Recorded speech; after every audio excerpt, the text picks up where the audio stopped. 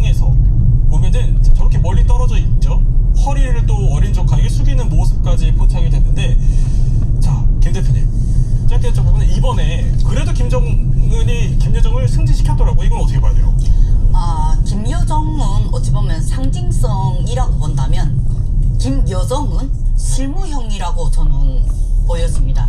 그러니까 김여정은 이제 실무로서 이제는 김정은이가 정권을 잡은 이후에 계속 뒤에서 같이 보좌하면서 이제는 정치 활동이 이제는 10년이 넘었고,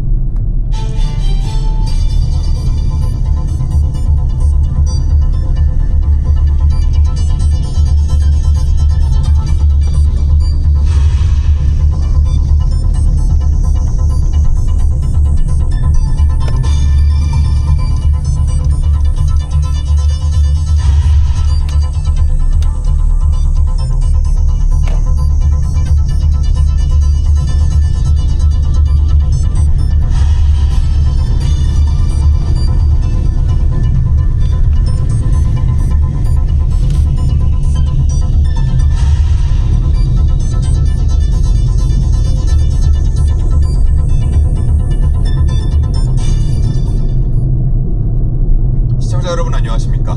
5월 11일 월요일 뉴스타트 1부 시작합니다. 호르무즈 해협에서 발생한 나무 화재 원인은 외부 공격 때문이라는 정부 현장 조사 결과가 나왔습니다. 다만 어떤 비행체가 공격했는지는 특정하지 못했는데 현장에서 수거한 잔해 등을 추가로 분석할 예정입니다. 두바이에서 조수현 특파원이 보도합니다. 나무호 좌측 선비 외판에 큰 타공이 발생했습니다. 폭 5m, 선체 내부 깊이 7m까지 훼손됐습니다. 나무호 화재 원인을 규명하기 위해 두바이에 급파된 정부조사단이 현장에서 발견한 피격 흔적입니다. 이를 토대로 정부조사단은 기관실에서 불이 난 것은 외부 공격에 의한 것이라고 결론지었습니다. 미상의 비행체 2기가 HMM 나무호 선미 좌현 평행수 탱크 외판을 약 1분 간격으로 2차례 타격하였고, 하지만 미사일인지 드론인지를 특정하지는 못했습니다. 비행체의 기종이나 물리적 크기를 확인하기에는 제약이 있어 단정하기 어렵다는 설명인데, 일단 기뢰나 수중 드론일 가능성은 낮다고 판단했습니다.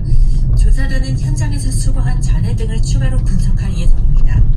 정부는 공격 주체를 예단하지 않겠다며 이란의 소행이라는 관측에 대해선 추가 조사가 필요하다고 밝혔습니다. 그러면서도 주한 이란 대사를 외교부 청사로 불러 조사 내용을 설명했습니다. 이번 현장 조사는 지난 8일부터 철통 보안 속에 진행돼 예상보다 빠른 사흘 만에 마무리됐습니다.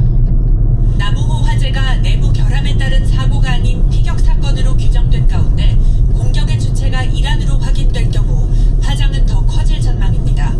두바이에서 YTN 조수현입니다. 나무호 사고 원인이 외부 타격으로 밝혀진 것과 관련해 국가안전보장회의 NSC 실무위원회를 개최했습니다. 청와대 관계자는 어제 청와대에서 해양수산부 등 관계 부처가 참여한 가운데 실무조정회의를 열었다며 자세한 사항은 공개할 수 없다고 밝혔습니다. 정부는 나무호 화재 원인을 외부 공격 때문이라고 결론 내렸지만 공격 주체는 특정하지 않았습니다. 아직 단정 짓기에는 이르다는 건데 이란에 의한 것으로 확인될 경우에는 파장이 적지 않을 걸로 보입니다. 박홍구 기자가 보도합니다. 정부 합동조사단은 나무호가 외부 공격을 받은 사실은 확인했지만 누구의 공격을 받은 것인지에 대해서는 결론을 내리지 않았습니다. 나무호를 타격한 비행체가 무엇인지도 확정하기 어려운 상황에서 공격 주체를 단정짓기 어렵다는 겁니다. 피격 주체에 대해서는 아직 확인이 되지를 않았기 때문에 앞으로 또 조사를 해나갈 예정이고, 정부는 합동조사 결과를 발표하던 시각 사이드 쿠제치 주한 이란 대사를 외교부 청사로 불렀습니다. 나무호 피격 사실이 확인된 만큼 이란 측에 설명을 요구했을 것으로 보입니다. 앞서 주한 이란 대사관 측은 나무호 화재와 이란은 전혀 관련이 없다며 강하게 부인했습니다. 그러나 이란 국영TV에서는 한국 선박이 규칙을 위반해 공격했다는 보도가 나오기도 했습니다. 이란은 이것의 그 관련국에 해당이 되기 때문에 우리의 조사 결과를 설명하기 위해서 주한 이란 대사가 청사를 방문한 것입니다. 정부는 앞서 이란 측에 특사까지 보내 한국 선박과 선원 보호를 당부해 왔습니다. 이란 측도 한국은 적대국이 아니라며 선박 정보까지 공유받은 상황. 그런데 남호 공격 주체가 이란으로 최종 확인될 경우 외교적 파장이 만만치 않을 것으로 보입니다. YTN 박홍구입니다. 미국이 제시한 종전안에 침묵하던 이란이 중재국 파키스탄을 통해 답변을 전달했습니다. 전쟁 영구 종식과 호르무즈 해협 통행 재개에 집중하자고 전했는데 미국의 핵심 요구인 핵 문제 논의는 이번에도 담지 않아서 협상이 진전될지 불투명합니다. 김종욱 기자입니다. 현지 시간 8일 당일 밤까지 이란의 답변을 받게 될 거라던 트럼프 미국 대통령. 계속 침묵하던 이란이 미국의 종전안에 대한 답을 현지 시간 10일 중재국 파키스탄에 전달했습니다. आज भी अभी मुझे फील्ड मार्शल बता रहे थे कि ईरान का प्राइम मिनिस्टर जवाब मसूल हो गया है और आगे फिर तफसील में मैं नहीं जा सकता। यहाँ पर मैं नायब वज़ीर आज़म इसाक डार 이란 국영 언론은 협상의 초점이 전쟁 영구 종식에 맞춰지길 원한다고 전했습니다. 이스라엘이 친이란 무장정파 헤즈볼라와 싸우는 레바논을 포함해 모든 전선에서 전쟁을 끝내고 호르무즈 해협 해상 운송 안전 확보에 집중하자는 거라고 설명했습니다. 다만 이란과 미국이 맞불 봉쇄한 호르무즈 개방 시기와 방법은 밝히지 않았습니다. 하지만 이것만으로 협상이 진전될진 매우 불투명합니다. 우선 이번 답변 역시 미국의 핵심 요구인 핵 문제는 빠진 것으로 전해졌습니다. 중전 먼저 핵 문제 논의는 나중에라는 이란과 핵 프로그램을 축소하지 않으면 강공을 재개할 거라는 트럼프 사이에 접점이 될 만한 새로운 게 없는 겁니다. 중전 역시 이란과 미국이 손을 잡는다 해도 휴전 합의를 무시하고 레바논의 무차별 공격을 이어가는 네타냐후 이스라엘 총리가 수용할지 미지수입니다. 이런 난관을 이미 충분히 각오한 듯 해제시켜야 한 이란 대통령은 중전안 답변이 건네진 날 성명을 내고 결의를 다졌습니다. 이란 국민은 결코 적에게 굴복하지 않을 것이고 협상에 관한 얘기가 나온다고 해서 항복이나 구태를 뜻하진 않는다며 협상의 목적은 오히려 국민 권리와 국가 이익을 강하게 지키는 거라고 강조했습니다. YTN 김종욱입니다. 이런 가운데 이란군은 최고 지도자에게 군의 준비 태세를 보고했습니다. 미국을 향해서는 강력한 군사적 경고 메시지를 보냈는데 카타르 인근 해역에서는 화물선 한 척이 또 피격됐습니다. 우만 무스카트에서 신호 특파원이 보도합니다. 미국이 준 답변 시한을 넘긴 가운데 이란군은 동시다발적으로 미군의 군사적 대응에 대한 사전 경고 메시지를 보냈습니다. 이란 해군 사령관은 반환영 매체 인터뷰에서 호르무즈 해협의 위협 등을 고려해서 경잠수함이 증강 배치되고 있다고 밝혔습니다. 페르시아만의 돌고래로 표현한 잠수함 배치 언급은 이례적인데 잠수함을 늘린 시점이 언제인지는 말하지 않았습니다. 이란 혁명수비대는 성명을 2개나 내놨습니다. 항공우주군 사령관이 미사일과 드론이 중동 지역의 미국 목표물과 함선을 조준하고 있다면서 발사 명령만 기다리고 있다고 했고 해군 사령부도 이란 유조선과 상선에 대한 어떤 공격도 중동 지역 내 미군 기지 중 한 곳과 함선에 대한 대규모 공격으로 이어질 거라고 경고했습니다. 휴전 기간에 미군이 군사적 충돌로 계속 자극하면 미군 기지와 미 군함에 곧바로 보복하겠다는 뜻입니다. 이란 매체는 이란군 합동작전 사령부 사령관이 최고 지도자 모즈타바 하메네이를 만나 군의 준비 태세를 도구하고 새로운 지침을 받았다고 보도했습니다. و در صورت هر گونه خطای راهبردی، تعرض و تجاوز از سوی آنان با سرعت عمل، با شدت و پرقدرت با آن برخورد خواهند کرد. 이런 가운데 카타르 인근 해역에서는 화물선 한 척이 또 드론 공격을 받았습니다. 인명피해는 없었지만 카타르 외무부는 영해 안에서 발생한 선박 피격을 강력히 규탄했습니다. 최근 일주일 동안 호르무즈 해협 안에서 민간 상선이 피격된 것은 벌써 4번째입니다. 종전협상 중재국인 카타르 외무장관은 이란 외무장관과 통화하고 호르무즈 해협을 협상 카드로 사용하는 것은 위기를 악화시킬 뿐이라고 지적했습니다. 오만 무스카트에서 YTN 신호입니다. 미국 에너지부 장관은 이란의 핵무기 프로그램을 금지하는 내용이 없는 상태에서 잠정적인 종전 합의를 맺을 가능성이 있음을 시사했습니다. 크리스 라이트 장관은 현지 시간 10일 미국 MBC 방송 인터뷰에서 단기적 합의라도 이란의 핵 프로그램을 해결하지 않는 합의에 미국이 동의할 수 있나라는 질의에 잠정 합의에 관해 잘 모르지만 최종 목표가 어디로 가야 하는지는 안다고 말했습니다.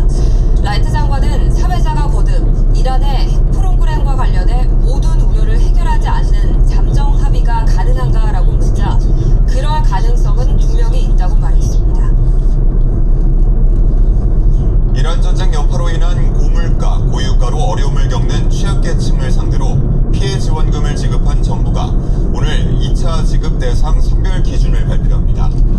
행정안전부는 오늘 오전 11시 정부 서울청사에서 브리핑을 열어 고유가 피해 지원금 2차 지급 대상 기준과 신청 방식 등을 자세히 공개할 예정입니다. 이번 2차 지급은 전체 국민 가운데 소득 하위 70%를 대상으로 이루어질 예정입니다. 이란 전쟁 여파가 축산 농가에까지 미치면서 농민들 근심이 커지고 있습니다. 고유가와 고환율로 사료비 인상 압박이 계속되면서 당국도 대응책 마련에 분주한 모습입니다. 김민성 기자의 보도입니다. 전북 완주의 한 한우 농가입니다. 아침 먹는 시간 허기진 소들이 일제히 고개를 내밀어 사료를 먹습니다.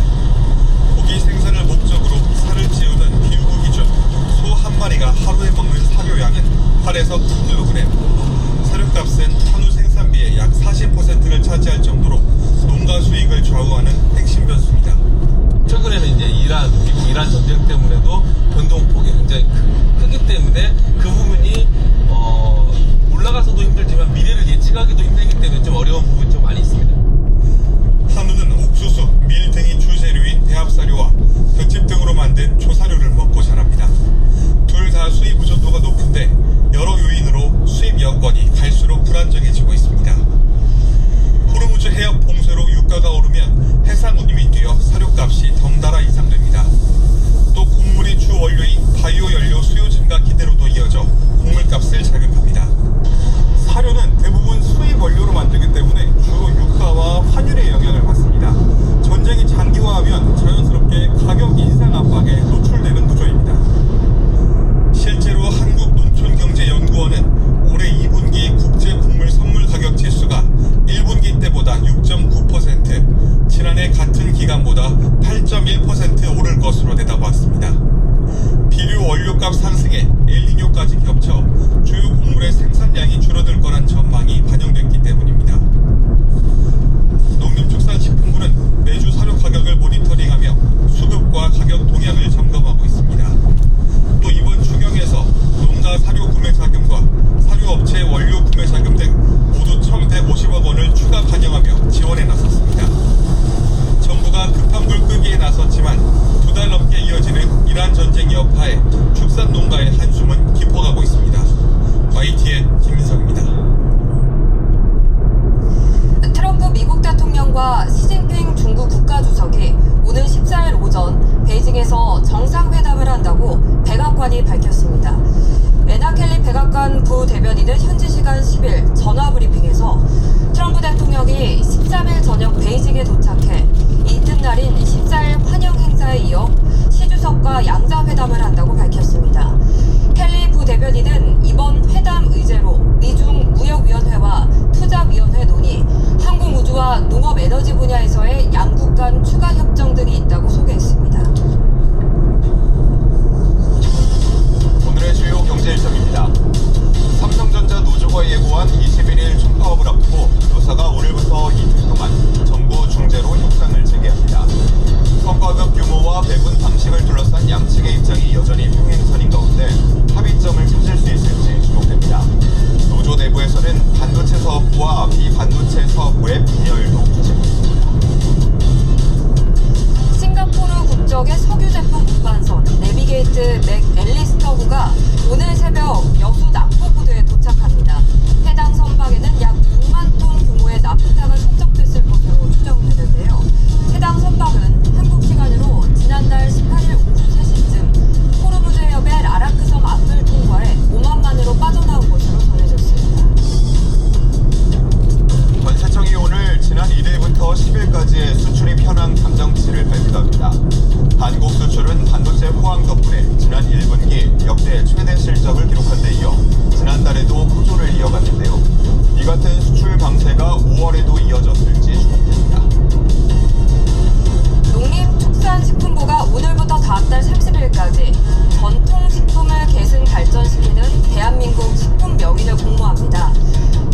여기는 전통식품 분야에서 제공, 가공, 조리 등의 기능을 보유한 명인을 지정 지원하는 제도로 현재까지 88명이 활동 중인데요.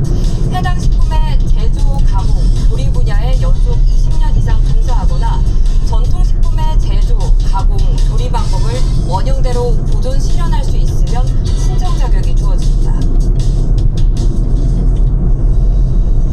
다주택자 양도세 중과가 부활하면서 서울 핵심 지역에서는 다주택자들의 양도세 부담이 많게는 2배 넘게 늘어났습니다.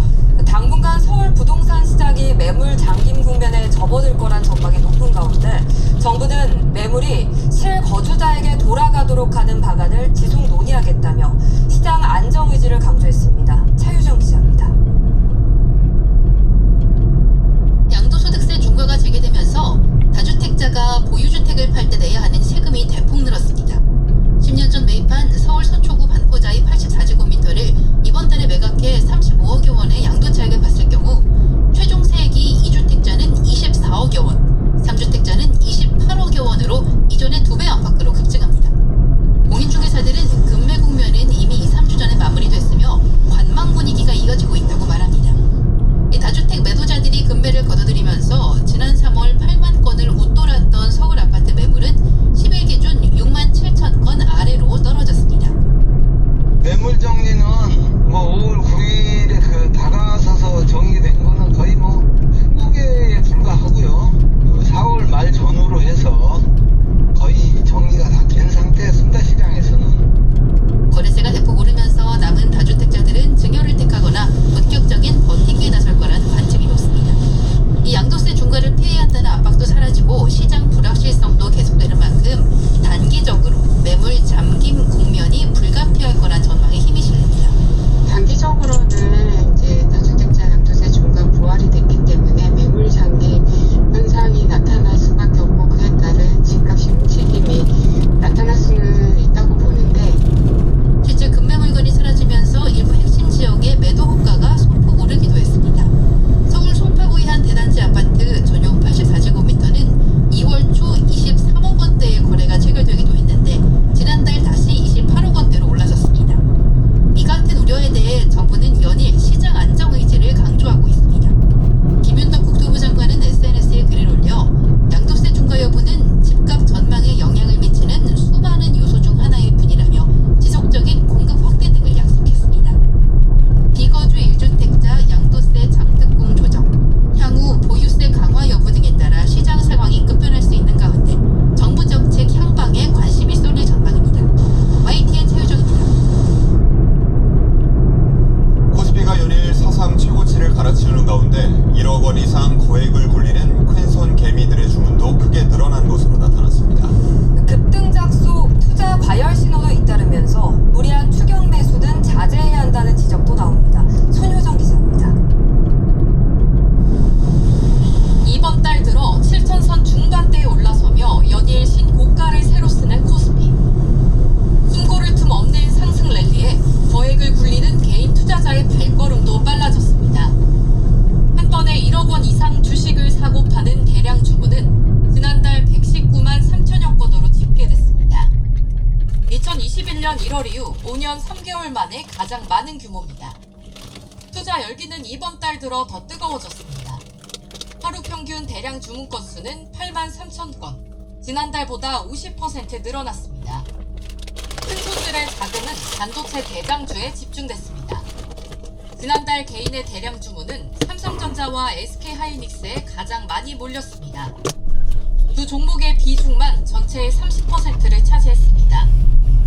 역대급 실적을 등에 업은 반도체 투톱은 27만 전자, 168만 닉스까지 올라섰습니다. 급등장이 이어지는 가운데 상대적인 소외 우려에 이질내 투자하는 B2도 확산하는 모습입니다.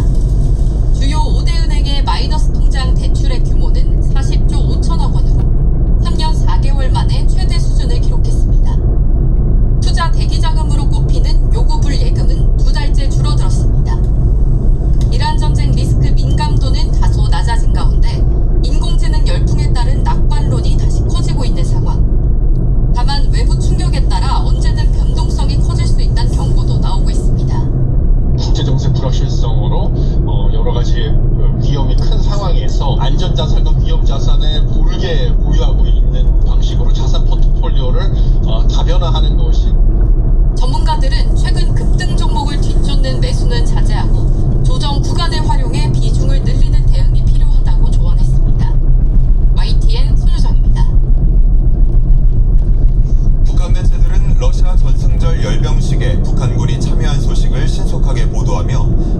관계가 더욱 특별해졌음을 강조했습니다. 이런 가운데 러시아가 우크라이나에 붙잡힌 포로 가운데 유독 북한군 포로에 대해서만 계속해서 송환을 요구하고 있는 걸로 전해졌습니다. 홍성기 기자가 보도합니다. 북한 조선중앙통신과 노동신문은 러시아의 전승절 열병식에 북한군이 참여한 사실을 하루 만에 신속히 보도했습니다. 조선중앙통신은 열병식 소식을 상세하게 전하면서 푸틴 대통령이 북한군 지휘관을 만나 사의를 표했다고 강조했습니다. 북한군이 러시아 전승절 열병식에 처음으로 참여한 점을 들어 북러 관계가 더욱 특별해졌다는 걸 대내외에 강조하려는 것으로 보입니다. 나는 오늘의 조로 관계를 당신과 함께 인도하며 두 나라 인민의 공동의理想과 염원대로 자주와 조롱, 평화와 보령의 빛나는 새존기를 쏘나가고 있는 데 대해 항명 만족하고 긍지스럽게 여기고 있습니다. 이런 가운데 러시아가 우크라이나 측에 유독 북한군 포로에 대해서만 송환을 거듭 요청하고 있다는 보도가 나왔습니다. 우크라이나 현지 매체는 정부 관계자 인터뷰를 통해 우크라이나에는 상당수의 외국인 포로가 수용돼 있지만 러시아 측에서 먼저 교환 요청을 한 적은 한 번도 없다고 밝혔습니다. 그런데 북한군은 예외라며 러시아가 북한군을 넘겨줄 준비가 돼 있는지에 대해 여러 차례 물어왔다고 전했습니다. 북한군 포로들이 한국행을 원한다는 사실이 알려진 뒤 이를 막기 위해 러시아가 발벗고 나선 것으로 보입니다.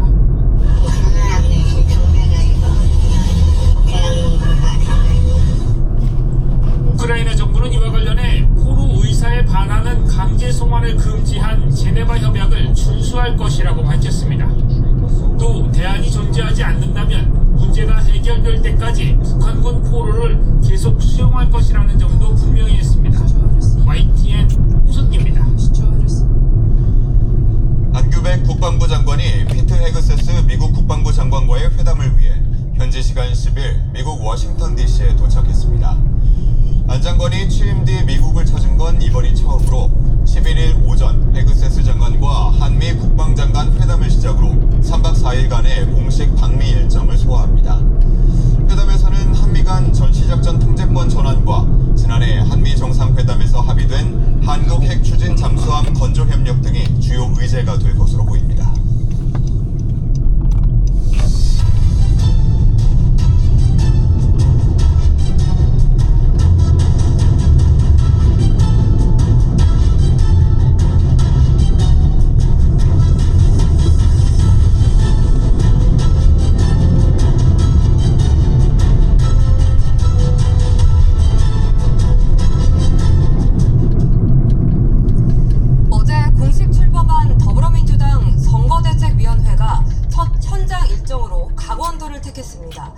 정청래 총괄 산임선대위원장은 오늘 강원도 춘천시에서 현장 중앙선거대책위원회의를 주재하고 이어 강원 공천자 대회에 참석합니다.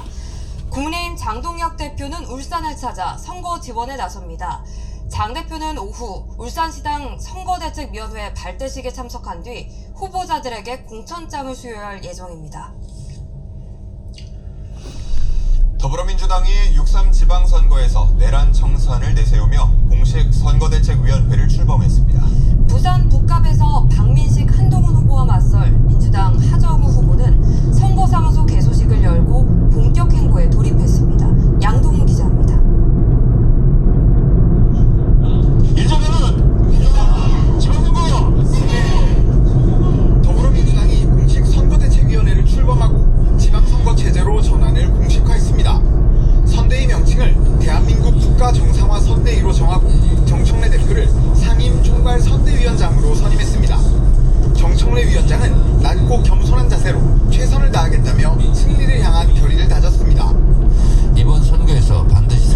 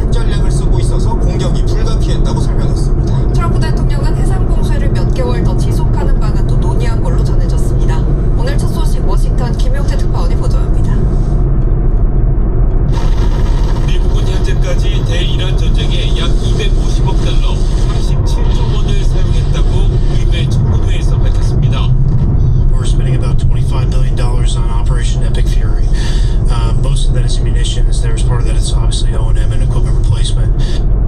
이란과의 전쟁이 시작된 이후 처음 청문회에 나온 헥세스 국방장관은 이란은 핵 야망을 포기하지 않았다면서 북한을 거론했습니다.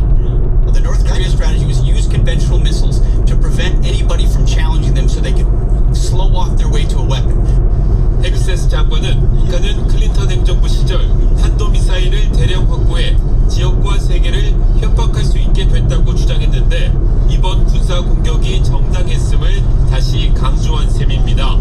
트럼프 대통령은 러시아 푸틴 대통령과 통화했습니다. 푸틴 대통령은 이란 전쟁에 도움을 줄 수 있다는 얘기를 꺼냈지만 트럼프 대통령은 우크라이나 전쟁 휴전에 집중해달라고 했다고 말했습니다.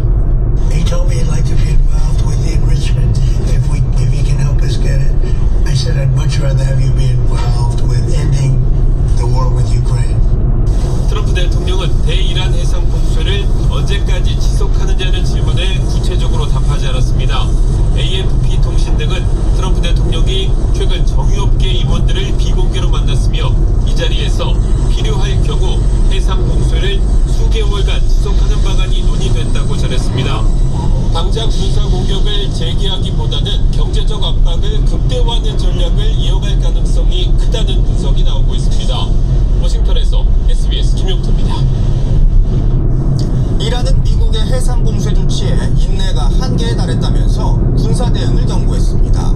이란 지도부가 심하게 분열되고 있다는 이란 반체제 매체 보도도 나왔습니다. 제이원 기자입니다. 현지 시간 29일 이란 국영 프레스TV는 고위 안보 소식통을 인용해 이란군이 미국의 해상 봉쇄에 대해 인내의 한계에 도달했다고 보도했습니다. 이 소식통은 미국이 호르무즈 해협 주변에 불법적인 해상 봉쇄를 유지할 경우 단호한 응징이 필수적이라는 입장이라며 강경 대응을 시사했습니다. 또 그동안 이란군이 절제해온 곳은 외교적 해결의 여지를 남기기 위한 것이었다며 이란군은 미국과 이스라엘 공습이 재개되면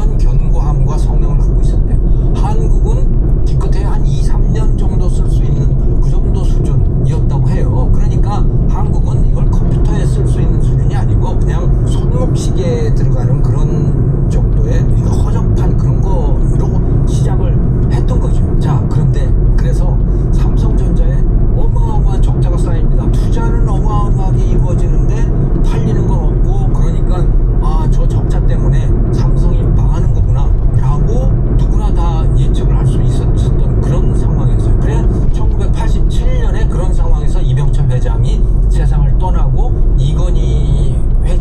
이건희라는 사람이 이제 회장이 되죠. 그런데요, 1988년에 대박이 납니다. 반도체가 무슨 일이 벌어졌느냐, 그 이전까지 반도체의 제일 큰 용도는 컴퓨터였어요. 당연히 그 컴퓨터는 어떤 거였느냐, 메인프레임이었습니다. 지금은 아마 모르실 거예요. 메인프레임 컴퓨터라고 하는 게 방에 한가득 채워져 있는, 벽 한가득 채워져 있는 컴퓨터예요. 그게 바로 컴퓨터였던 겁니다. 그리고 저도 이제 대학 다닐 때 생각을 해보면 제가 75학번인데요. 그런 학번이 있답니다. 그 연대에도 컴퓨터가 있었어요. 그 컴퓨터 실에 가보면 컴퓨터가 방 한가득 채워져 있었어요. 근데 그게 지금 우리가 쓰는 스마트폰보다 못한 거예요. 컴퓨터가 그런 시대였던 겁니다. 자, 그런데 스티브 잡스가 PC라고 하는 걸 발명을 하잖아요. 그걸 만들어내잖아요. 그리고 그 PC라고 하는 게 IBM에 의해서 저가로 호환 기종을 복제해낼 수 있는 상태가 되어버린 거예요. 그러면서 1984년, 5년 이 무렵부터, 그러니까 그게 바로 한국이 반도체에 본격적으로 진입을 한 그 무렵인 거거든요. 그 무렵부터 저가 PC들이 본격적으로 등장을 하기 시작한 겁니다. 그리고 87년, 8년 그 무렵이 되면 컴퓨터 한 대가, PC 한 대가 한 $1,000, $1,500, 그래서 저도 $1,500 주고 대만산 PC를 샀던 기억이 나요. 제가 그때 미국 유학 중이었는데 그렇게 된 거예요. 청계천 PC가 본격적으로 나오기 시작하는 그런 거예요. 조립 PC들 이런 것들 있잖아요. 이렇게 되다가 보니까 컴퓨터 시장, 반도체 시장의 판도가 급격하게 바뀌기 시작하는 겁니다. 어떻게? 싸구려 PC가 나오잖아요. 그러면서 비싼 컴퓨터들이 이제 점점 인기가 떨어지겠죠? 그럼 반도체는 어떻게 되겠습니까? 반도체, 그것도 싸구려 반도체에 대한 수요가 늘 수밖에 없는 거예요. 왜? 아니, 수명 25년짜리 반도체를 수명 2, 3년짜리 PC에다가 집어넣는